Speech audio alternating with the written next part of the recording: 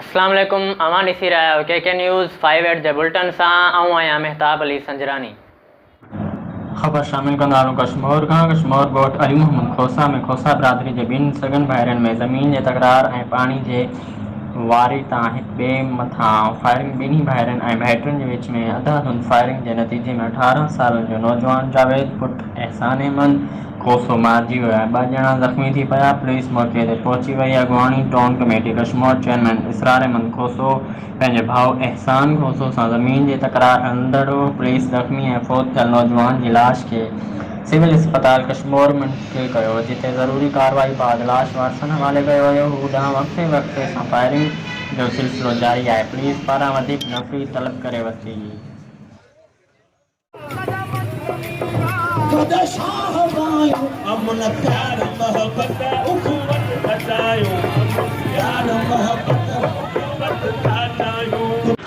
ख़बर शामिल कंदा कंदकोट खां। कंदकोट में मांझाई जमायत में human rights commission of Pakistan तरफ़ां अमन ॾियो अमन खपे जे उनवान सां सूफ़ी रागी मांझी फ़क़ीर जे अॻवाणी में घंटा घर खां सूफ़ी सोज़ सां रैली कढी वई। रैली शहर जे मुख़्तलिफ़ रस्तनि खां थींदे प्रेस क्लब पहुती। रैली में शामिल अमन पसंद धुरियुनि, सिविल सोसाइटी, सहाफ़ी, अदीब, वकील ऐं ॿिनि वॾे अंग में शिरकत कई। रैली में शामिल माण्हुनि जे हथनि में प्ले कार्ड हुआ जिन मथां अमन खपे अमन ॾियो जा नारा दर्ज हुआ। उन्ही दौरान रैली खे ख़िताब कंदे ऐं मीडिया सां ॻाल्हाईंदे मांझी फ़क़ीर एजाज़ खोसो, इमदाद खोसो, वकील अब्दुल गनी बिजाराणी ऐं ॿिनि चयो त सिंध सूफ़ियुनि बुज़ुर्गनि जे धरती आहे, जंहिं में सदियुनि खां वठी प्यार मोहब्बत अमन रहियो आहे।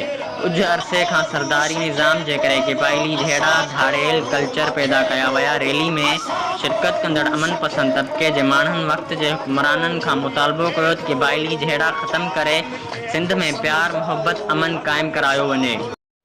ख़बर शामिल कंदा ॾहरकी खां। ॾहरके जे हुसैनी मां बारगाह लॻ राति जो पोएं पहर में पार्किंग कयल गाॾियुनि खे बाहि लॻी, जंहिं सबबु हिक GLI कार, हिक कल्टस कार, हिक मेहरान कार सड़ी रख थी वयूं। ॿुधायो पियो वञे त उहा पार्किंग अख्तर मलिक जे प्लाट में हुई, जिथे अक्सर माण्हू गाॾियूं बीहारींदा हुआ। बाहि जा शोला पेट्रोल गैस सिलेंडरनि सबबु आसमान ॾांहुं बुलंद हुआ। इतला बावजूदि फायर ब्रिगेड जो अमलो तमामु देर सां पहुतो, जेको सॾ पंध ते हुओ। माण्हू मदद लाइ को करे रहिया हुआ, पर टाउन इंतज़ामिया निंड में सुतल हुई। खुलियल प्लाट हुजण करे बाहि सबबु ॿियो को बि नुक़सान न थियो।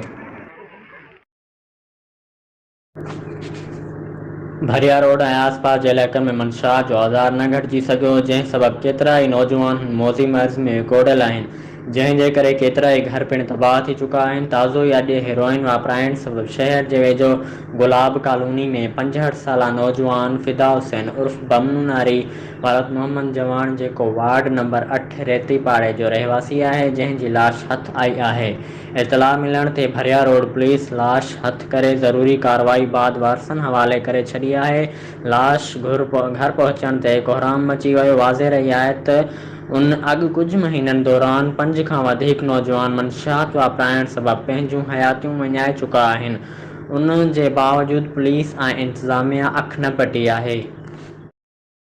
ख़बर शामिल कंदा गुलारची खां। नेशनल प्रेस क्लब गुलारची जे mid election 2021 chairman election Waseem Sahil Arain जी निगरानी में थी गुज़री, जंहिं में बिना मुक़ाबले बाडी चूंडी वई, जंहिं में नेशनल प्रेस क्लब गुलारची जो सदर आशिक अली अराई, नायब सदर सरफराज़ मिर्ज़ा, जनरल सेक्रेटरी ग़ुलाम मुस्तफ़ा राहूकड़ो, खिज़ांची ज़ीशान अब्बास पंवर, जॉइंट सेक्रेटरी जावेद अली जतोई, इतलात सेक्रेटरी मोहम्मद फैज़ान अराई चूंडिया विया आहिनि।